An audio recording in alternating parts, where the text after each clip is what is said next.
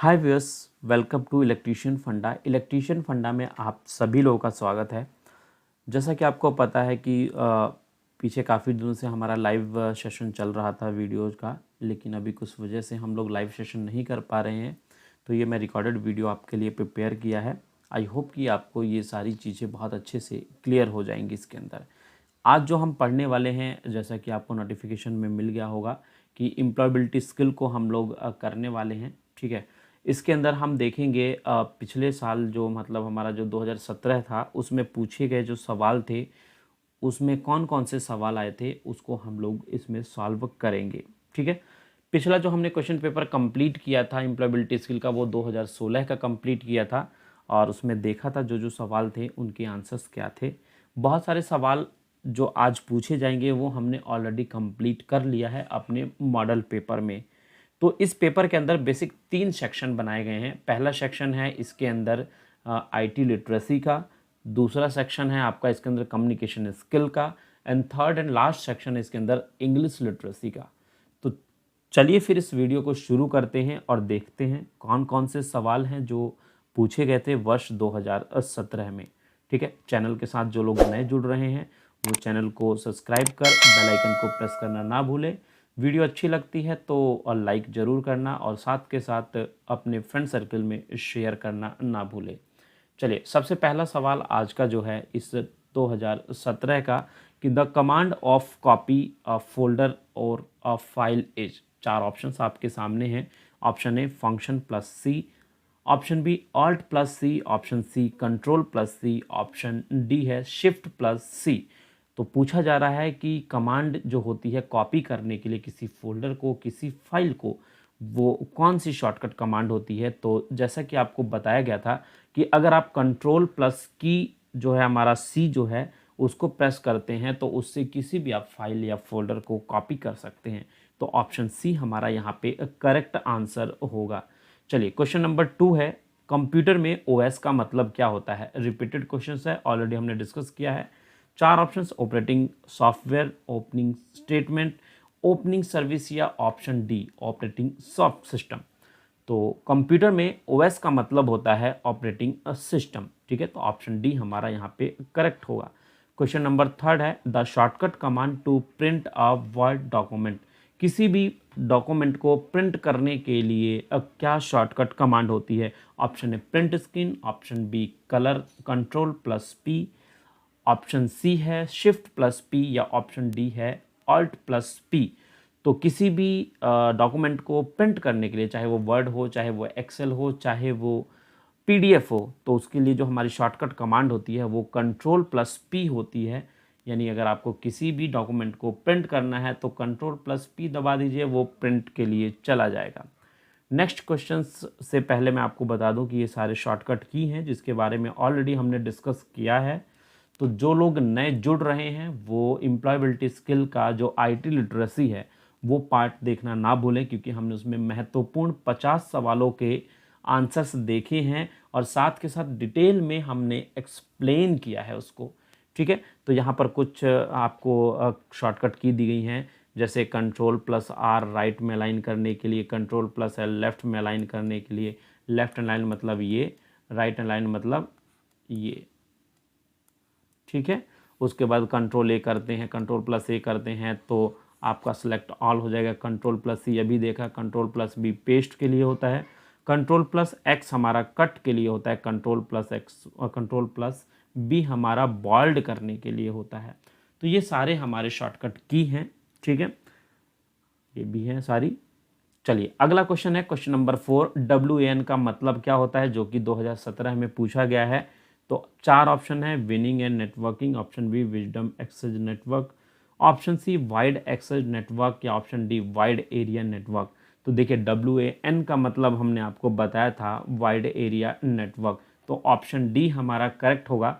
इसके साथ साथ आपको ध्यान रखना होगा कि लैन का मतलब क्या होता है, MAN का मतलब क्या होता है। तो लैन का मतलब होता है बच्चों local area network, and man का मतलब होता है मेट्रोपॉलिटन एरिया नेटवर्क। ठीक है, वैन का हमने देखा ही वाइड एरिया नेटवर्क। ठीक है, तो ये तीनों ही एग्जाम के दृष्टिकोण से बहुत ज़्यादा महत्वपूर्ण है, तो ये आपको याद रखना है हमेशा। चलिए अगला सवाल है, निम्नलिखित में से कौन सा एक सामाजिक मीडिया साइट है, यानी सोशल मीडिया साइट है, आप बहुत ज़्यादा यूज करते हैं, जिसमें कि www.google.com है, ऑप्शन बी www.wikipedia.com है, ऑप्शन सी है www.facebook.com है, या ऑप्शन डी skyscanner.com है। तो देखिए सोशल मीडिया नेटवर्क जो होते हैं या सोशल मीडिया जो साइट्स होती हैं वो वे साइट्स होती हैं जिसके ऊपर सोशल एक्टिविटी को किया जाता है, जैसे कि आपके मोबाइल में चलने वाला व्हाट्सअप, आपके मोबाइल में जिस पे आप वीडियो देख रहे हैं यूट्यूब, फेसबुक, ट्विटर, ये सभी क्या है, सोशल मीडिया साइट्स हैं। यानी ऐसी साइट्स जिससे आप सोशल एक कम्युनिटी बनाते हैं, एक सामाजिक कम्युनिटी बनाते हैं, तो वो हमारा सोशल मीडिया साइट्स होता है। तो ऑप्शन सी हमारा करेक्ट आंसर होगा। यहाँ पर कुछ इनके सिंबल्स देख रहे होंगे, लोगो देख रहे होंगे, Twitter, Facebook, LinkedIn, blogger, Orkut, बहुत कम हो गया है ऑर्कुट आजकल, लेकिन अभी भी चलता है, यूट्यूब, ठीक है। तो ये सारे हमारे सोशल मीडिया के टाइप हैं। विकिपीडिया एक डेटाबेस होता है जिसमें आपको नॉलेज मिलती है किसी भी चीज़ के बारे में। गूगल एक सर्च इंजन का प्रारूप है, टाइप है, ठीक है। स्काई स्कैनर एक ऐसी वेबसाइट है जहाँ पे आप एक क्या करते हो, स्काई यानी आकाश में उड़ने के लिए जो जहाज़ें होती हैं उनको देखते हो, उनके प्राइस को देखते हो, कहाँ से कहाँ जाना है, उसके लिए कौन सी फ़्लाइट है, उनको देखते हैं। चलिए अगला सवाल है, निम्नलिखित में से कौन सा एक एंटीवायरस है। जिस तरीके से किसी भी रोग को ख़त्म करने के लिए एक एंटीडोट दिया जाता है, बॉडी में हमारे जो वायरस होते हैं उनको ख़त्म करने के लिए एंटीडोट्स दिए जाते हैं, उसी तरीके से कंप्यूटर के अंदर जो वायरस होते हैं उनको ख़त्म करने के लिए, उनको रोकने के लिए एंटीवायरस की ज़रूरत होती है। तो 4 ऑप्शंस आपके सामने हैं, option A Norton, option B Mozilla, option C internet explorer, या ऑप्शन डी इनमें से कोई नहीं। तो नॉर्टन इज करेक्ट आंसर, ठीक है। नॉर्टन एक टाइप का एंटीवायरस है। इसके अलावा आपको ध्यान होना चाहिए कि एमसेफ्री जो है ये भी हमारा एक एंटीवायरस है। वेब रूट भी एक एंटीवायरस है। अवीरा आपने नाम सुना होगा, ये भी बहुत फेमस हमारा एंटीवायरस है। अवस्था जो है वो भी एक बहुत ही फेमस एंटीवायरस है जिसको आप डाउनलोड करते हैं, फ्री ट्रायल वर्जन है ना। AVG एंटीवायरस ये भी बहुत ज़्यादा फेमस है। तो ये टाइप ऑफ एंटीवायरस हैं जो आपको पता होना चाहिए, ठीक है। चलिए अगला सवाल है, एक एक्सेल शीट में लंबवत रेखा को जाना जाता है। ऑलरेडी डिस्कस हो चुका है कि पंक्ति, मैट्रिक्स, कॉलम या पिलर्स। तो देखिए जो हमारा एक्सेल होता है उसके अंदर कुछ खड़ी लाइनें होती हैं और कुछ पड़ी लाइनें होती हैं, वो इस तरीके से होती हैं, ठीक है। तो जो पड़ी लाइनें होती हैं इनको हम रो बोलते हैं, यानी इनको हम बोलते हैं क्षैतिज, और इसको बोलते हैं कॉलम,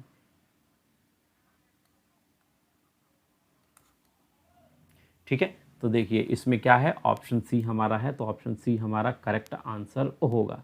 अगला सवाल है 8वां कि डॉट डॉट का उपयोग इलेक्ट्रॉनिक मीडिया के द्वारा मैसेज भेजने के लिए किया जाता है, ठीक है। 4 ऑप्शंस है, cell mail, post mail, email या ईयर मेल। तो ईमेल है जिसका यूज आप इलेक्ट्रॉनिक मीडिया, मतलब इसका यूज जो करते हैं आप इलेक्ट्रॉनिक्स मेल को भेजने के लिए करते हैं, मैसेज को भेजने के लिए करते हैं, ठीक है। तो ऑप्शन सी हमारा यहाँ पे करेक्ट आंसर होगा। क्वेश्चन नंबर 9 है, प्रभावी संचार के लिए एक और रिसीवर होता है। From effective communication there has to be and और रिसीवर। तो देखिए एक सेंडर होना चाहिए और एक रिसीवर होना चाहिए किसी भी इफेक्टिव कम्युनिकेशन के बनने के लिए। तो 4 ऑप्शंस है, ऑप्शंस के आंसर्स मैंने ऑलरेडी बता दिया है, transmitter, printer, sender and carpenter. तो ऑप्शन सी हमारा यहाँ पे करेक्ट आंसर होगा, सेंडर, ठीक है। चलिए नेक्स्ट क्वेश्चन है हमारा, संचार है, कम्युनिकेशन इज, सूचना का आदान प्रदान, बी सूचना का भाग, ऑप्शन सी सूचना बैंक, या ऑप्शन डी सूचना संग्राहक। तो देखिए कम्युनिकेशन होता है एक सूचना का आदान प्रदान। आपसे मैंने कोई बात कही, आपने मुझसे कोई बात कही, तो ये क्या हुआ, एक सूचना का आदान प्रदान हुआ। तो ये जो कम्युनिकेशन होता है ये क्या होता है, दो लोगों के बीच में जो होता है या दो से अधिक लोगों के बीच में जो होता है वो एक सूचना का आदान प्रदान किया जाता है। ठीक है, चलिए, तो ऑप्शन ए हमारा यहाँ पे करेक्ट आंसर होगा। ऑप्शन क्वेश्चन नंबर 11 जो है वो है लिखित संचार का प्रयोग होता है, यानी written communication usages. Written communication के अंदर क्या होता है, यानी ऐसा कम्युनिकेशन जो लिखित रूप में किया जाए। तो ऑप्शन ए है लेटर, ऑप्शन बी है स्पीच, ऑप्शन सी है बॉडी लैंग्वेज, ऑप्शन डी है कंप्यूटर। स्पीच हमारा ऑरल में आ जाता है, बॉडी लैंग्वेज हमारा नॉन वर्बल होता है, कंप्यूटर से कोई कम्युनिकेशन हम करते नहीं है। तो ऑप्शन ए हमारा करेक्ट आंसर होगा, क्योंकि लेटर के ऊपर ही तो हम रिटर्न करते हैं, राइट अप करते हैं। तो ये हमारा एक लिखित तरीके का कम्युनिकेशन होता है, रिटन कम्युनिकेशन होता है। ऑप्शन ए हमारा करेक्ट आंसर होगा। 12वां सवाल है निम्नलिखित में से कौन सा एक प्रभावी संचार नहीं है। निम्नलिखित में से कौन सा एक प्रभावी संचार नहीं है। 4 ऑप्शन आपके सामने है, message, feedback, feedback and D है रेडियो। ठीक है, तो देखिए किसी भी प्रभावी संचार के लिए हमें ज़रूरी होता है एक सेंडर का, एक रिसीवर का, एक हमारा फीडबैक और उसके अंदर मैसेज होते हैं। ठीक है, तो यहाँ पे फीडबैक अवेलेबल है, मैसेज अवेलेबल है, रेडियो की कोई ज़रूरत नहीं होती है किसी भी टाइप के प्रभावी संचार में। ठीक है, तो ऑप्शन डी हमारा यहाँ पे इनकरेक्ट होगा। ठीक है, सॉरी, मतलब यहाँ पे करेक्ट होगा ये, तो ऑप्शन डी हमारा यहाँ करेक्ट आंसर होगा। चलिए, अगला सवाल है 13वां, निम्नलिखित में से किस संचार के लिए आंख का कांटेक्ट बनाए रखना होता है। ठीक है, तो eye contact is considered to be which of a following communication. तो वर्बल, नॉन वर्बल, लिखित एंड मौखिक। अभी आपको बताया कि जहाँ पर हम इशारों में बात करें वो हमारा नॉन वर्बल टाइप का कम्युनिकेशन होता है, और जब हम बात इशारों में करते हैं तो वहाँ आंखों पे हमें ध्यान रखना जरूरी हो जाता है। ठीक है, तो ऑप्शन बी हमारा करेक्ट आंसर होगा, नॉन वर्बल कम्युनिकेशन। चलिए, अगला सवाल है 14वां, आंखों से इशारा करना किस प्रकार का संचार है। रिसेंटली हमने डिस्कस किया मौखिक, वाचिक, शाब्दिक, अशाब्दिक। तो ये आंखों का जो इशारा होता है ये हमारा क्या होता है, अशाब्दिक होता है, जिसमें शब्दों के कोई मोल नहीं होते हैं, कोई शब्द नहीं होते हैं। ठीक है, तो ऑप्शन डी हमारा क्या होगा, करेक्ट आंसर होगा। ठीक है, बॉडी लैंग्वेज के अनुसार नाखूनों को काटना संकेत करता है। बॉडी लैंग्वेज के अनुसार नाखूनों को काटना संकेत करता है, क्या करता है, स्ट्रेस, बी खुशी, सी तनाव रहित, उपरोक्त सभी। तो देखिए, स्ट्रेस में आप जब होते हैं, जब आप गहरी चिंतन में होते हैं, गहन चिंतन में होते हैं और आपको कुछ घबराहट सी महसूस होती है, तो आप अपने नाखून को काटना शुरू कर देते हैं। तो इस तरीके से अगर हम बात करें तो जो स्ट्रेस है वो हमारा सही आंसर होगा, ऑप्शन ए करेक्ट आंसर होगा। 16वां सवाल है, निम्नलिखित में से कौन सा प्रभावी सुनने की कुशलता होती है। ठीक है, तो अगर आपको प्रभावी कुशलता रखनी है सुनने की तो उसके लिए क्या क्या करना होगा। ऑप्शन ए है बातचीत बंद करना जब स्पीकर बोल रहा है, ऑप्शन बी स्पीकर पर फोकस, ऑप्शन सी साहसी स्पीकर, या ऑप्शन डी उपरोक्त सभी। तो देखिए, एक इफेक्टिव लिसनर बनने के लिए, एक प्रभावी श्रोता बनने के लिए ज़रूरी है कि आप अपने बातचीत को बंद कर दें जब स्पीकर बोल रहा है। जब स्पीकर बोल रहा है तब उसके ऊपर फोकस करें। ठीक है, एक साहसी स्पीकर बने, और इस तरीके से हमारे ये तीनों ही सही आंसर्स होंगे। तो ऑप्शन डी हमारा करेक्ट होगा, उपरोक्त सभी। चलिए, अगला सवाल है, निम्नलिखित में से कौन सा साक्षात्कार देते समय किसी सज्जन के संवरने के मानक सही हैं। ठीक है, यानी अगर आप एक इंटरव्यू को देने जाते हैं तो अगर इंटरव्यू दे रहे हैं तो उसके लिए कौन से स्टैंडर्ड्स, कौन से मानक सही हैं। क्लीन शेव करना, शॉर्ट पहनना, या स्लीपर में, या लंबे बाल। ठीक है, तो ऑप्शन ए है clean shave, option B short, option C है स्लीपर, ऑप्शन डी है लंबे बाल। तो देखिए, अगर आप इंटरव्यू के लिए जा रहे हैं तो ना ही शॉर्ट्स में जा सकते हैं, फॉर्मल पहनना होगा, लंबे बाल नहीं होने चाहिए, स्लीपर में नहीं जाना है, यानी आपको चप्पल में नहीं जाना है, आपको एक फॉर्मल शूज पहनना होगा। तो क्लीन शेव एक शिष्टाचार के अंतर्गत आता है, किसके, साक्षात्कार के, इंटरव्यू के, कि आप अगर कहीं इंटरव्यू देने जाते हैं तो वेल प्रिपेयर होके जाएं, वेल मेंटेन होके जाएं। ठीक है, क्लीन शेव हो, बाल छोटे हों, अच्छी तरीके से कपड़े पहने हो, आपके पैरों में जूते हों। ठीक है, फॉर्मल शर्ट एंड पैंट हो, जीन्स, टी शर्ट इत्यादि इत्यादि ना हो। ठीक है, तो ऑप्शन ए हमारा यहाँ पे करेक्ट आंसर होगा। तो मैं उम्मीद करता हूँ कि आप सभी लोगों को ये सारी चीज़ें बहुत अच्छे से क्लियर हो रही होगी। तो जल्दी से एक कमेंट ज़रूर कर देना कि आप लोग क्या समझ पा रहे हो या नहीं, और ये जो रिकॉर्डेड वीडियो है ये आप लोगों को कैसा लग रहा है। ठीक, तो क्वेश्चन नंबर 18 है, which of the following is not a part of triple A listening. ठीक है, तो देखिए ट्रिपल ए लिसनिंग होती क्या है, यानी 3 ए होगा उसके अंदर, और हर एक ए का मतलब अलग होगा। तो A4 अगर हम बात करें होता है एटीट्यूड, दूसरे A4 होता है अटेंशन, और तीसरा A4 होता है एडजस्टमेंट।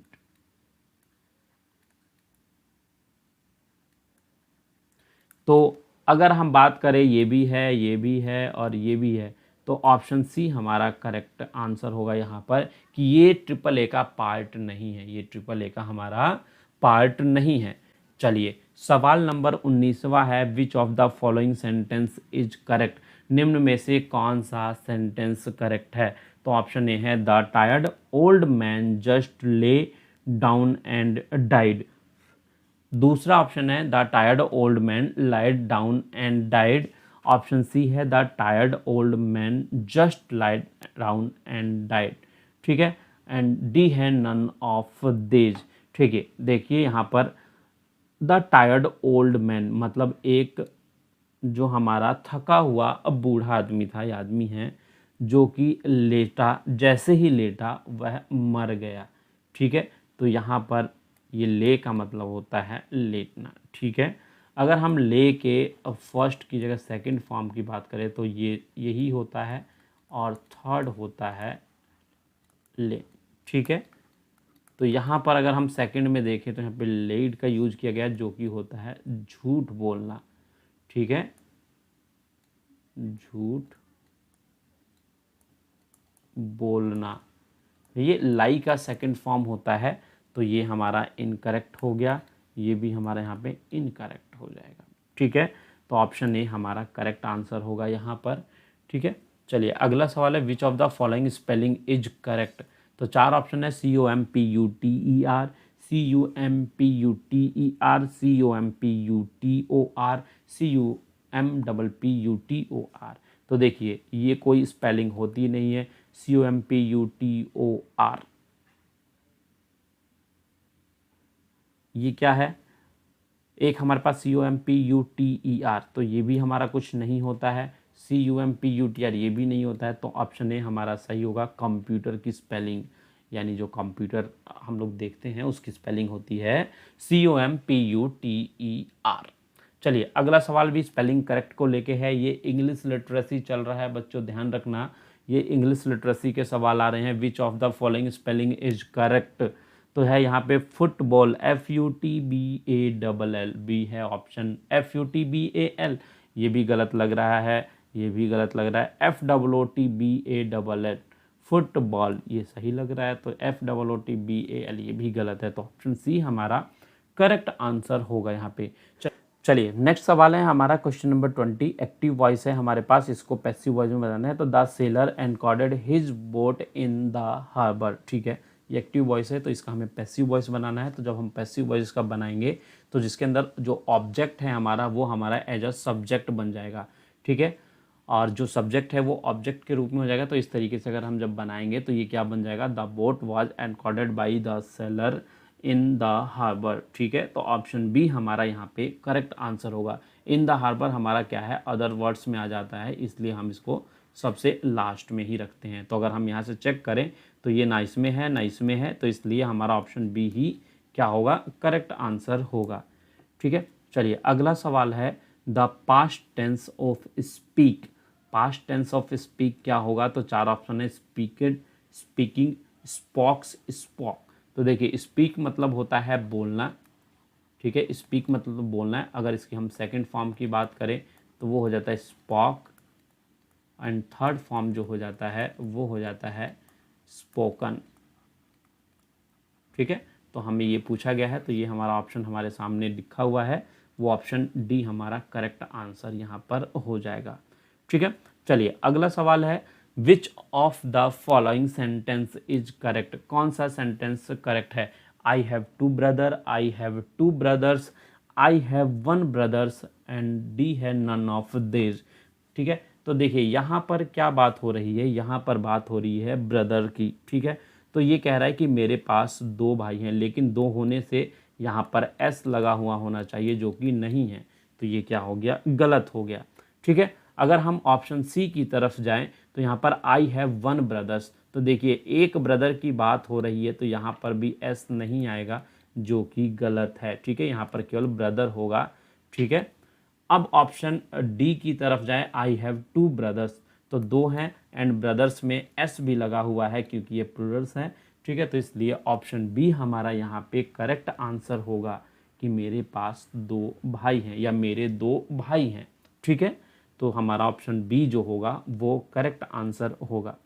ठीक है, अगर आईटी लिटरेसी में कुछ टॉपिक के ऊपर आपको वीडियोज़ की रिक्वायरमेंट है तो ज़रूर कमेंट करिएगा। ठीक है, ताकि हम उसके ऊपर वीडियोज़ को बना सके। ठीक है, अगला सवाल है कि माई फादर इज इंजीनियर। ठीक है, और 4 ऑप्शन आपके सामने हैं फिल इन द ब्लैंक्स के लिए, 1 A and non of this. ठीक है, तो यहाँ पे आपको आर्टिकल फिल करना है। आर्टिकल यानी ए एन एन द, ये 3 आर्टिकल्स होते हैं। ठीक है, इन 3 आर्टिकल्स में से भरना है। तो देखिए हमेशा इंजीनियर के साथ आता है एन, इंजीनियर के साथ हमेशा क्या आता है, एन आता है। तो यहाँ पर जाएगा my father is an engineer, तो ऑप्शन सी हमारा क्या होगा, करेक्ट आंसर होगा। ठीक है, तो आज का जो लास्ट सवाल है वो है कि good fill in the blanks, I am going to sleep. ठीक है, और 4 ऑप्शन है मॉर्निंग, आफ्टरनून, इवनिंग, नाइट। तो देखिए जब भी आप सोने के लिए जाते हैं तो सोते समय आप क्या यूज करते हैं, गुड नाइट, आप क्या यूज करते हैं, गुड नाइट। तो यहाँ पे आप क्या लिखेंगे, good night, I am going to sleep. तो ऑप्शन डी हमारा क्या होगा, करेक्ट आंसर होगा। ठीक है, तो आई होप कि आपको ये सारे जो 25 सवाल थे वो क्लियर हो गए होंगे, जिसके अंदर हमारा आईटी लिटरेसी और इंग्लिश लिटरेसी और कम्युनिकेशन स्किल था।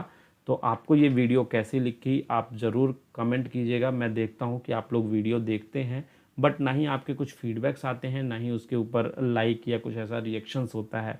ठीक है, तो जो लाइक्स का रिएक्शन है, शेयर का काम है, वो किया कीजिए।